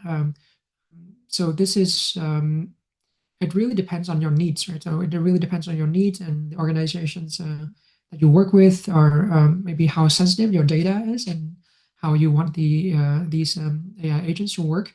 So for me, I would never give these AI agents our student data, for example. So these student data, they're sacred, they are protected, and so I would never put them through these AI agents to process and then like, get me, I don't know, like recommendations on how to support these students. Like, so you have to be very selective. You can use these AI agents to help you on analyze data and maybe process data and do all the tasks for you on data that are not sensitive, and data that may be public, and data that you do not worry too much about. But if it's any data that is very protected, data that can be harmful, data that can maybe create some security risk issues, then I would absolutely recommend not using these agents to analyze and to process and to visualize them in any way. So though it really depends on the use case, and I would always recommend to whenever you use maybe ChatGPT or maybe Google to plan out what agents these AI agents you want to use them for, then also ask it, okay, so what are some of the potential dangers of this AI agents? If I do give it this data, then you can kind of reason and brainstorm together with your chatbot on how to perhaps maybe build a better AI agents for your need. Is there a must to use new IP and email in the future? No, not really. So it's only really so for me, I do it because I'm just a little bit paranoid of my personal data, and so I do not want to have these companies having a hold of my personal data. But for a lot of people, it doesn't really matter because it's basically if you use these tools only for maybe for your personal use and for maybe for small, simple tasks, then maybe it doesn't really matter if your IT is leaked or if your IP address is leaked. But for me, I would always recommend be a little bit extra careful, just because we've seen plenty of data leaks from all these organizations and all these companies that are supposed to protect us, right? And so they always speak a big game about protecting data privacy and protecting customers, but most of the time they are very lax about their security procedures, and then hackers can find loopholes and hack them and then get our data very easily. And so I don't want to be another victim in another data leak, and so that's why I do these things as a protocol. And also this is something that I can recommend as well, which is you can set up your own personal protocols on how to interact with these things online. Right? So I always turn on my VPN so that whenever I interact with anything that I do not understand, or if I do not that I do not have my information exposed to, and so an email address as well. Like I have an email address that I use to basically subscribe to services, right? So like I don't want my personal email to be leaked to these subscriptions, like for example, like newsletter subscriptions or maybe subscription to OpenAI or other like Spotify subscription or something, because these are services, they always have the potential for data leaks, right? And so my personal email would then be leaked to another place, and then I would then have, I don't know, potential hackers or potential scammers sending me information that I don't want, or maybe even sending people that I know information that I don't want just by the fact that I might send some emails to people that I know. And so having a separate email just for subscription services, for trying out and experiments with new services or different things, highly recommended. And you don't have to, but it's just for your own peace of mind, I would say. So for someone asking you questions about memory, um, yeah, the part about memory, it just means that for these chatbots, I will show you a little bit later. But basically, these AI agents, they have options to have both short-term memory and long-term memory, right? Short-term memory just basically means that it's maybe informations or conversations that you have with it, like in the last 5 conversations that you just have with the chatbot, for example. And then long-term memories are basically conversations that like the entirety of your conversation with the chatbot, maybe like from 1 month ago or 5 months ago, 6 months ago, and maybe together with the data that you give to it, right? And so that's long-term memory just basically means that it's like it's very similar to humans in the sense that we have long-term memories, which are basically memories of incidents and issues and maybe skills that we have had over the years. But then we also have short-term memories of so what I've eaten this morning or who I've met today, right? So like these short-term memories, like we can remember them like maybe today and maybe tomorrow, but maybe in a week from now I wouldn't remember what I've eaten today. And so I think that's how you can try to understand about short-term memory and long-term memory for these AI agents as well. It works in the very same way. These AI agents, they have short-term memory where they store some of the information that you have worked with it in the last maybe 4 or 5 chats, but then beyond that, it then would then delegate towards a long-term memory.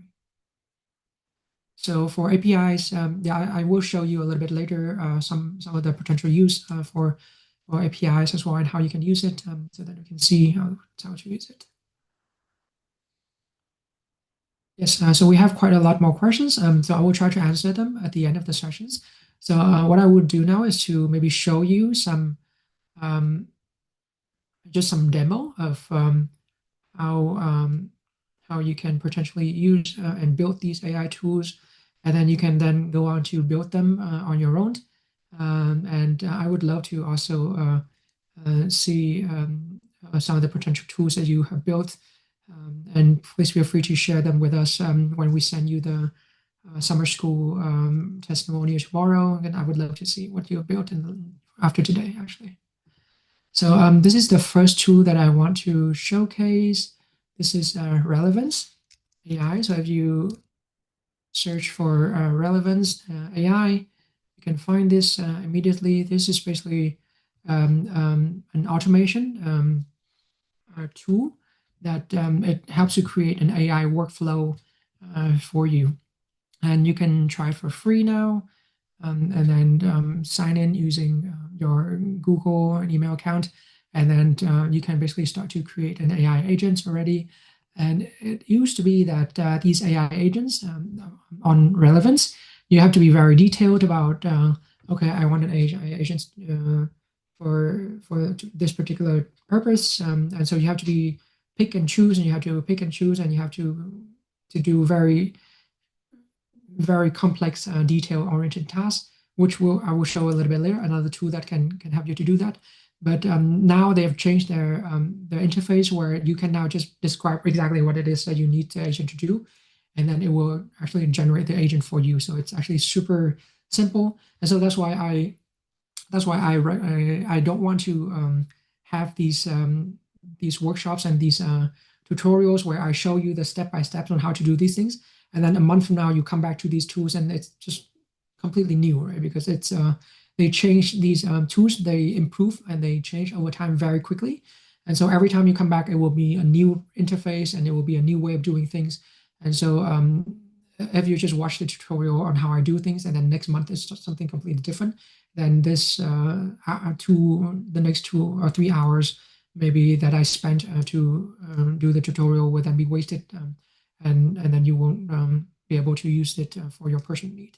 And so just one example.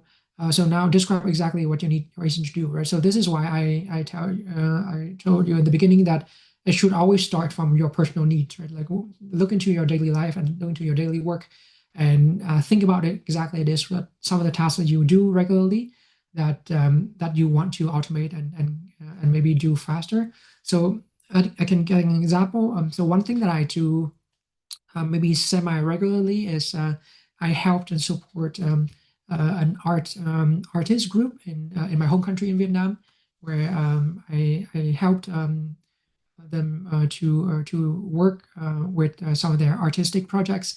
And so one of my usual tasks is to keep track of maybe art residencies that are available online, and then help them to apply to these art residencies, right? And so artists, if you work with artists before, they um, they are wonderful people to work with. They're super creative people, but a lot of times, like I would not say this is the same for everyone, but a lot of times because they are super creative people, they spend the majority of the time being creative, right? So they're being very creative, and so they don't have a lot of time to organize their work. They don't have a lot of time to organize and to write things and to document things, and so I help and support them by just being that person to help organize their work because I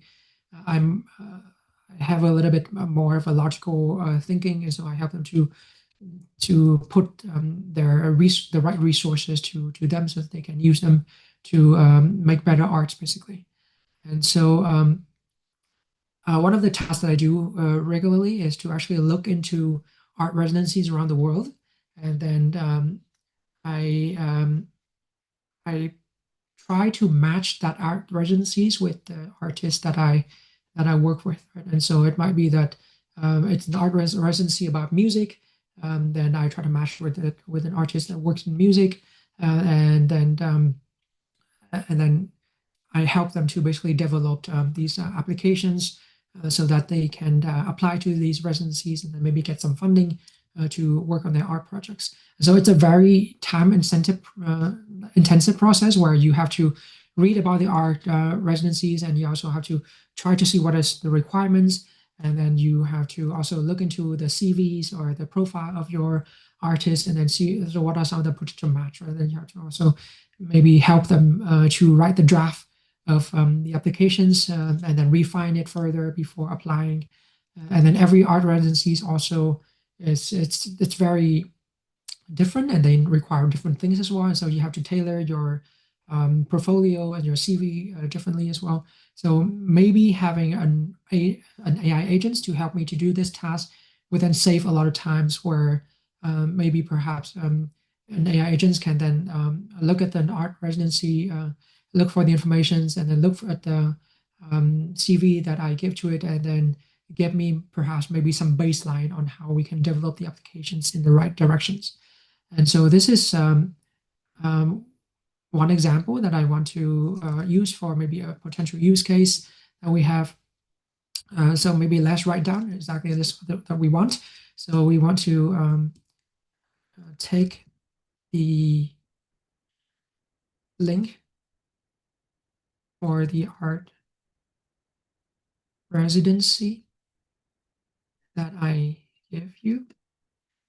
And this is basically, I'm just describing exactly this that I need it to do for me, right? And learn about the requirements for this residency. And then I will give you the link to artist portfolio, create an application that matches the art residency requirements with the artist experience work, and then send the information to my email address. And maybe send the summary of the art residency and the potential application to my email address. So this is what I want this agent to do, right? And let me continue. And what it does now is basically what it wants, which maybe for this, I want to have like a random artist portfolio online.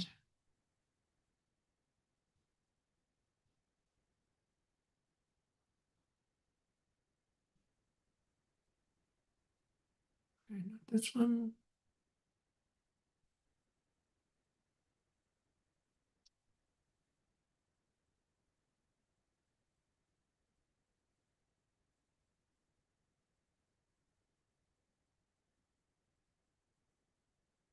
I'm just trying to look for an artist that I can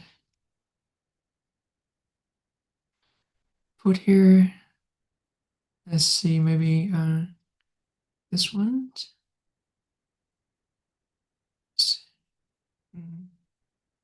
We can get her website, maybe biography. So she's a very famous artist.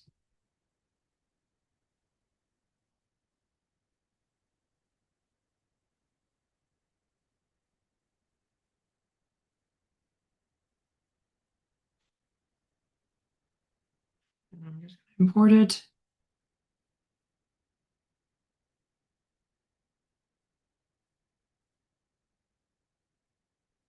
And then these are basically all the different tools that you can select, right? And so you can select some of the functions that I mentioned earlier. For example, send email via Gmail, or maybe extract web page content because I need to extract the information about the art residency, and then extract and summarize website content as well. And then maybe I want to use OpenAI to chat with it. But maybe, yeah, let's just try this first and see. And so now this relevance toolkit is building basically the website for me. So would you provide the email address where the summary application should be sent? I can just put in my work address here just to test.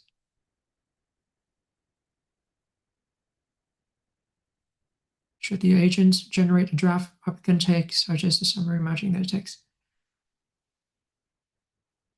Both, please. And then we will see how it works. And while we're waiting for this agent to be created, I want to also introduce about N8N, which is another famous tool for building AI agents as well. And for N8N, you can actually be very specific and you can actually drag and drop and put a lot of these tools in as well, right? So as you can see here, this is the interface for N8N. If you go on n8n.com and then you sign in with your Google address, then you will go into this workspace where you can create your own chatbot here, or your own AI agent here. And this is basically where you can create the flow of the AI agents, right? And so as an example, we can use the flow that we have for the 5 components, right? So we have the prompt from the user, we have the brain, which is the large language model that can process and put information together. We also have the memory and the tool access as well. So as you can see here, you can actually just click and you can choose the different things that are needed for the model. For example, maybe the one of the trigger is the form. So this is basically the prompt that you can have for your users, right? So the users maybe put in a form that then can be used, or it could be a chat. Then it can be a chat here where you start with a chat, and then the AI agents will then be started. And then after that, you put together an AI agent.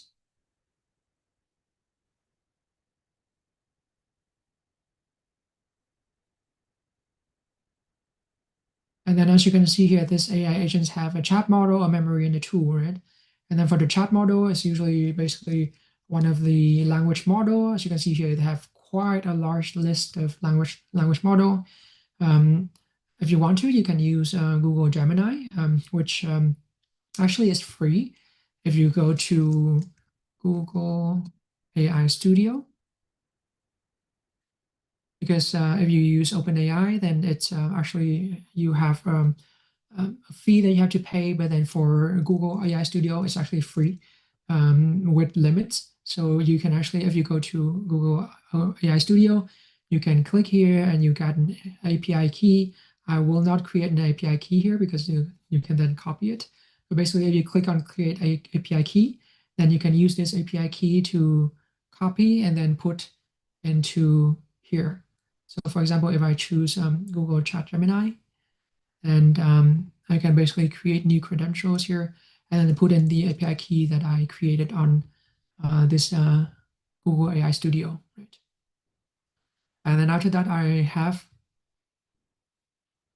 my brain of the AI agents, right? And then after that, I want to set a memory. And so this is the part where I mentioned about long-term and short-term memory. So for simple memory, you can just put the short-term memory here. And as you can see here, this chat will remember 5 chats that you've had with it recently, right? So this is why it's just a very simple and short memory. But if you want to, you can also give it long-term memory as well with all the other database like MongoDB or Postgres or Redis or Zep as well. So there are very different ways that you can tailor this to your needs. And then for tools, so there are, I think right now almost 1,000 different tools on what you can do. So this is basically where your creativity comes into place, right? And also where your needs come into place. What it is that you want to create here. Like, is it that you want to create something that process information for you and then send email to you, or maybe make decisions for you, or maybe yeah, there's also even some crypto tool here, some date and time translation tool as well. You can also even create some transportation services for you, create a chatbot for you for your different tools. So there are a lot of different things that you can add on here. And there's basically, and then you can set up all these things. So there's a lot of things that you need to set up, right, in order for this to work. And the way that I recommend is to actually use ChatGPT to help you with that, right? So very similar to how I mentioned about how you can use Google and ChatGPT to kind of tailor what you need for you. You can kind of use these two to basically create to um, how to create a model and how to train AI agents based on these two sets. So for example, if you want to, so one example is that when I started to create the data science summer school informations for this year, I have to do a lot of research on potential instructors, right? So we have 8 courses that 7 courses that we want to organize. And so we want to find instructor for these courses. And that's basically a lot of looking into LinkedIn and looking into maybe Google in order to find out who might be relevant instructors for the summer school. And that's a lot of work that is going into it. And so if I want to maybe create an AI agents to help me do the task better for me, then maybe these AI agents could be the answer, right? And so as an example, I put in the prompt here. I'm organizing a data science summer school online with these courses for 4 hours each. R, Python, calculus, linear algebra, statistics, building AI agents, designing experiments, and I want to create an 8N agent that can scrape instructor for these courses. Right? So my criteria for the instructors are they should have PhD or currently on a PhD program, knowledgeable about the subject, and they should also live in Germany and Europe. And this is for tax purposes because if you live outside the EU, then you have to pay taxes, and that's a lot of basically like a lot of tax for both sides. And then the AI agent will then scrape LinkedIn for the informations, put the information into a spreadsheet with summary of the information, and then email me the spreadsheet once this is done. And I need at least 5 options for each of these cores. And then could you help me make a step-by-step instructions on how I can do this, right? And then this is the project-based learning approach that I mentioned earlier, which is you do not learn by going into YouTube and then watch tutorials, but you actually try to do it on your own and using these tools to help you, right? And all these informations are available already online and with documentation and also on YouTube videos. And so by using ChatGPT to tailor to your specific needs, then you are able to do these things step by steps and how to do it basically on your own. And then as you can see here, it gives you very detailed instructions on what are the potential tools and what are some of the potential API that I need to use and what are some of the potential connections that I would need, right, for my model here. And so now I can just follow it step by step. So for each course, this is what I need to do basically. So I need to use a set node to define the list of 6 courses. And so in this case here, like this would be clicking plus here, and then I find set, and this is basically the set node that I mentioned, and then basically I put in the parameters as they mentioned here, right?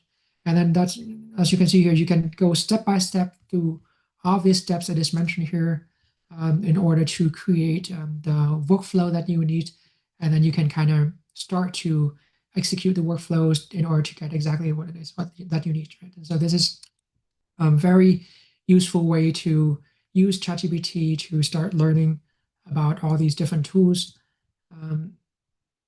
And another way that you can do these is actually use ChatGPT to generate the entire thing for you. And so this is another way and another style of creating AI models that I mentioned. Right? So like each different people have different ways of doing and creating AI models and AI agents. And so this is another way to do it. So the first way is basically you ask it for a step-by-step instruction, and then you can build it on your own, right? And so you can learn the process of building it. You can learn the different tools of building it. Another way is actually create a JSON file or an 8int that can do this, all these tasks for me.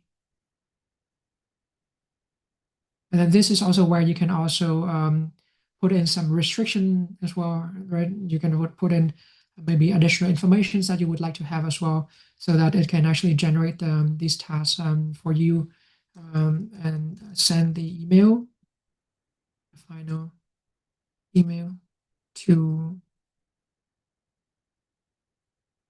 And this is my work email, right? So I'm not afraid to have it exposed to the public because it's already available online, so anyone can find about it. And so what this person does is that this ChatGPT thing does is that we'll actually create a file that I can use to upload to N8N, and this file will then be able to help me to actually generate an entire workflow for the AI agent for me. And as you can see here, it starts with a search query for all the different courses, and then it splits it into different things.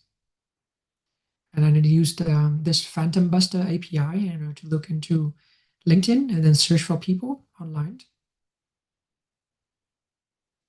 And as you can see, it does this step-by-step process. And then once we upload it to an 8N, then we will be able to actually have a prototype. It probably will not work for the first time, but then we will be able to start with it, and then we will be able to start fixing it and try to see how it works. And if we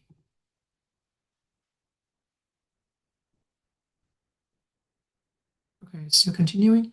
So maybe let's wait for it to finish, and then we go back to this, the art residency AI agents. So as you can see here, this AI agent has now been created. It's an art residency matcher from Europe, which is the region for my IP address at the moment. And let's see, we want to accept. And we want to connect Gmail account. And this is where you can sign in with your Google account so that you can connect your email address, right? But I want to do it right now because I don't want to show my email address personally. And this is where also where the AI agents, like what it, all the different things that it does is here. Right? So as you can see here, it gives you an explanation. You're an art matcher, an expert AI assistant specializing in art residency, and then analyze residency requirements, evaluate artist portfolio, create a tailored application drafts, and then send that to my email address. So I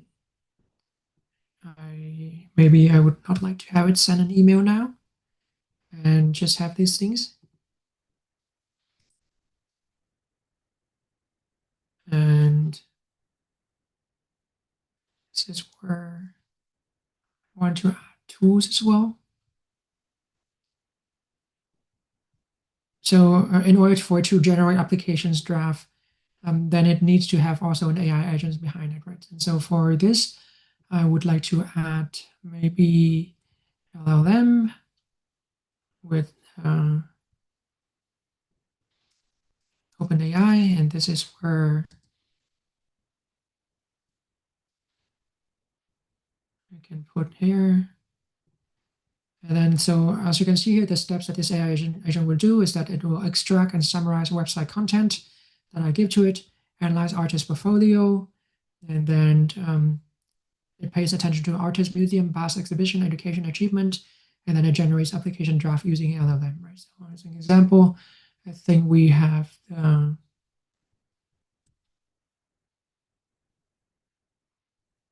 biography of this artist here.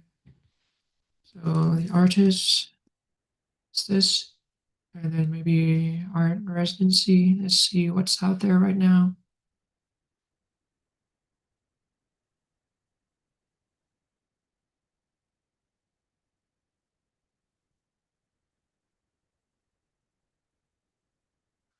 Open calls.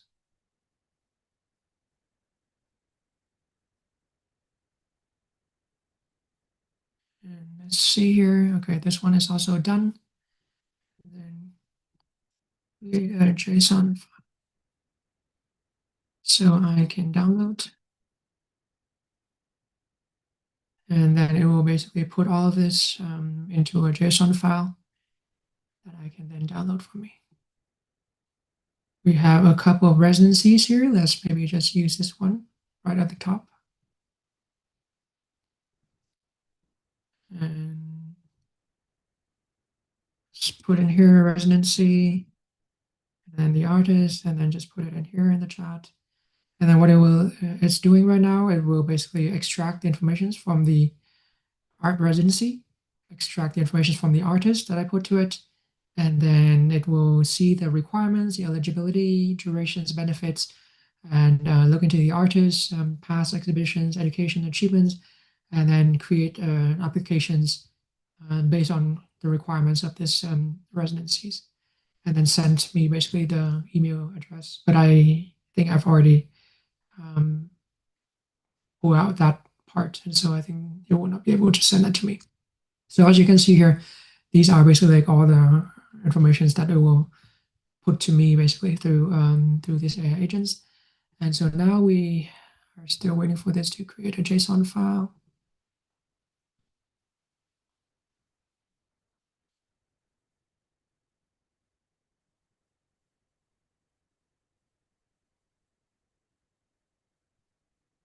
Before that, I will maybe also share other things. So one other thing is that we can also do all these things with Python, right? So this is an example of building AI agents with LangChain and LangGraph.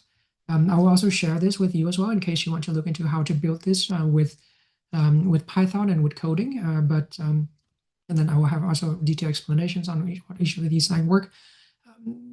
Personally, I don't do it anymore, mainly because it's so much more useful to do it nowadays with all these tools are available.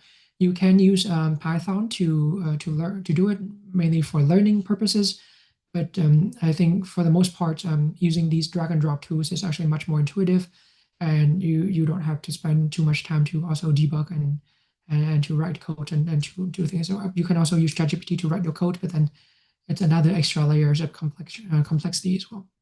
So you can do Python and you can use code, but what I recommend nowadays is to actually use these tools that are available to you that is very easy to use. So once you have this JSON file that has been created by ChatGPT to follow our instructions, then what you can do now is to import a file, and then I will just put the file, JSON file that has just been created by ChatGPT. Okay.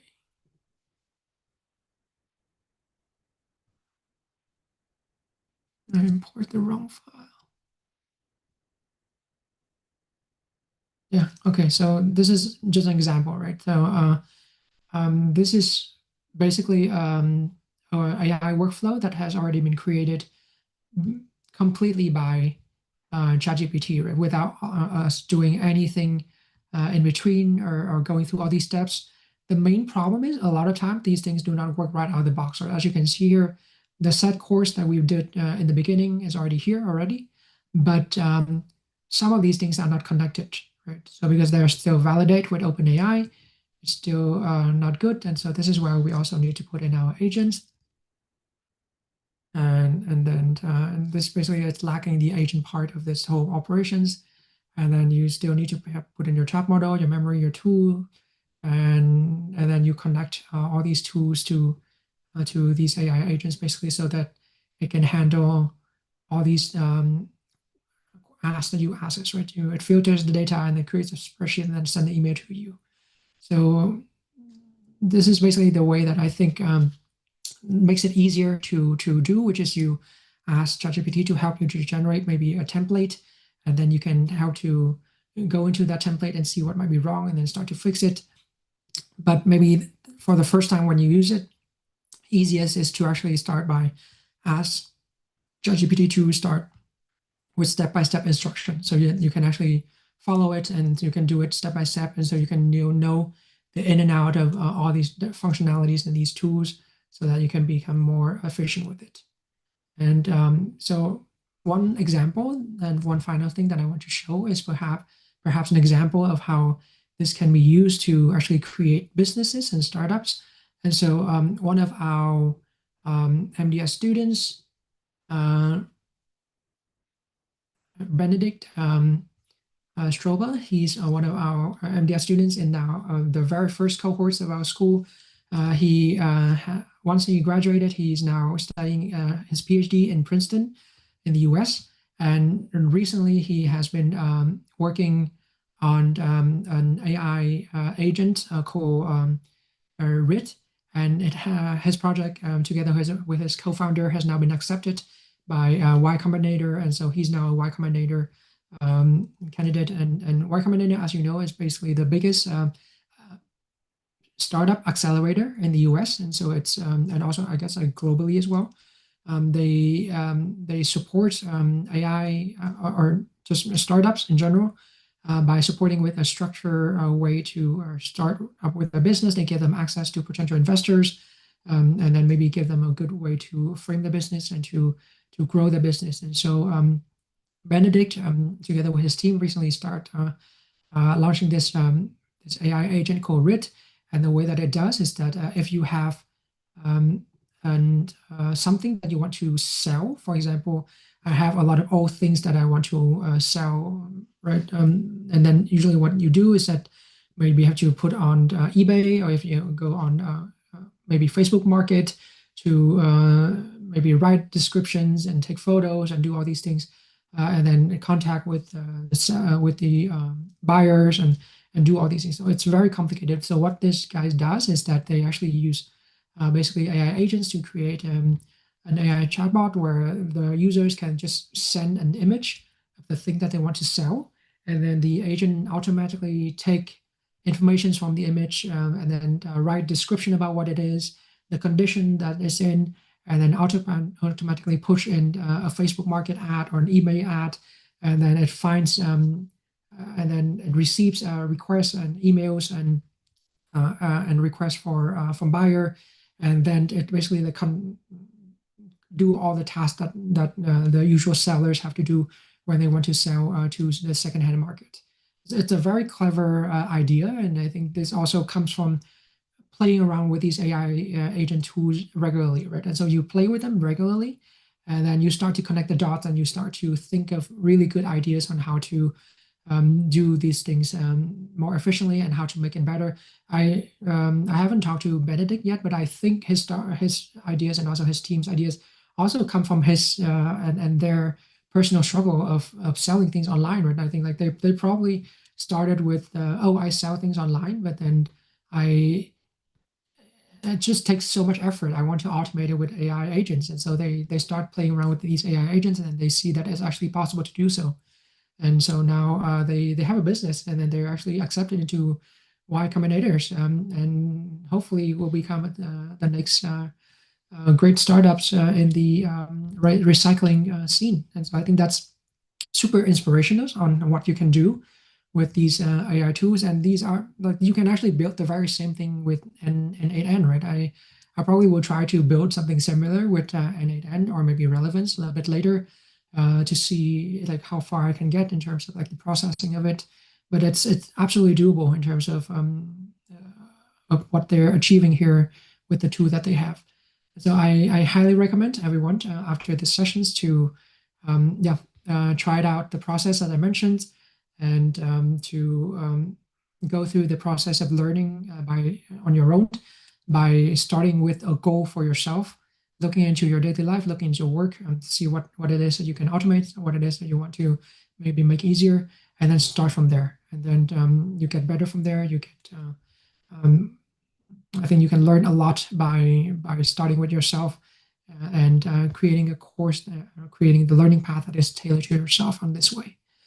And I hope that's has been quite useful for you. So now I think we've had 2 more hours that I highly recommend you to use to look into RIT and to see the fun idea that they have, and then also to think about your project that you want to try it out, and then start doing it with Relevance, with N8N, or maybe with Python.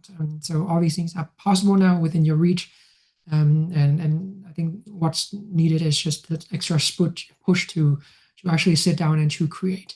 Don't watch any more tutorial. Don't watch any more videos on YouTube on how to build things. Like just start building it yourself and start trying these things out and to do things for yourself. So that would be my recommendations for this. There's also some questions that I want to try to answer as well.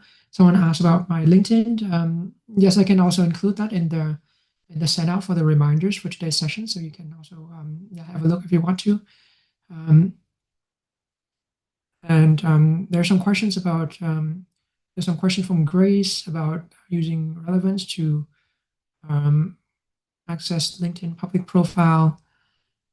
Yes, I think LinkedIn recently they have some restrictions on who you can access it. I think there's the options to I think sign in with your LinkedIn account for Relevance, and then it will basically use that it basically use your account as a way to see and view other accounts basically. So that's how you get around it. So that you do not scrape data. Basically, scraping data on LinkedIn is kind of illegal, but you can use your account to view other people's account, and then there are some of these API that allows you to do that, which is like these API will then give these AI agents the ability to view other accounts as your account basically. And for some people ask about the free to use tools. So N8N and Relevance are both paid tools. you have to pay some subscription. There are some free credits that you can have. But N8N, there's an option for you to also do it for free as well, where you can self-host. Um, I can send also maybe the instructions on how you can host N8N on your own browser as well, so you can use the tool for free without having to pay for subscription. But N8N is also free online on the cloud service as well. I think that there's like a limit of like 10,000 execution or something per month, which I don't think if you are like a person using it just for yourself, then I don't think you can get over that limit. But things like API access, then you need to, if you want to use it for free, then you need to find servers that have free access. So for example, as I mentioned earlier, Google AI Studio give you free API access, right? So that you can actually query an AI chatbot for free without paying anything. This is not the case with OpenAI. OpenAI API is all paid, so you have to pay in order to get access to it. But OpenAI, for example, Google AI, for example, is free, and so there's always usually there's always a free alternative to a paid one. So you can look into free alternatives to paid models if you find them. And for AI agents, what is a hardware and processing power need? No. So if you a lot of these things, like for example, N8N are relevant, or maybe even using Python. If you do not host the large language model on your own computer, and if you just use API access, then you do not have to worry about GPU, right? The only thing that you need to worry about hardware is only when you have a self-hosted large language model, in the sense that you download these large language model in your computer and then you use it self-host on your own machine, so that there's like no connection to the internet. And I think OpenAI just have an open source GPT wait yesterday. They just open sourced it yesterday. I haven't had the time to try it out. I will try to use it this weekend. Where it's I think it's GPT OSS, if I remember correctly. So that's the performance is as good as the latest GPT 4.0, and it's quite fascinating that they actually start to open source their models. And so now I think you can actually download the latest like top of the line large language model into your personal computer and then run it on your personal computer. But then for that, you would need quite a good processing ability with GPU. So that's a different matter. And yeah, there are also some other questions that I would also try to answer as well in maybe the reminder for the sessions. But thank you so much, everyone, for joining today. I think now I would recommend everyone to try it out, creating an AI agent of your own and see what you can create with. And then I would love to have you maybe submit some of these things that you have created in today, maybe tomorrow, or maybe over the weekend, in the testimonial and reviews that we will send out tomorrow. So thank you again for being here today and also spending the time with me on these things. I will share everything at the end of today, the slides and also maybe the tools that I mentioned, and also some cheat sheets and some recommendations on the process on how you should do this better as well, and so that you can use it for your own personal needs. Thank you so much, and have a wonderful, wonderful afternoon or evening of building things. And I hope you, all of us here, will be able to use some of these tools to make our life and our work better, basically. So like, I don't think we should think of these things as things that will replace us. I think it's much easier to think of them as basically potential co-pilots and assistants that can help us to do our job better. So I hope that you will be able to spend this time to try to do that and make it for yourself as well. Thank you, and have a lovely day. Take care.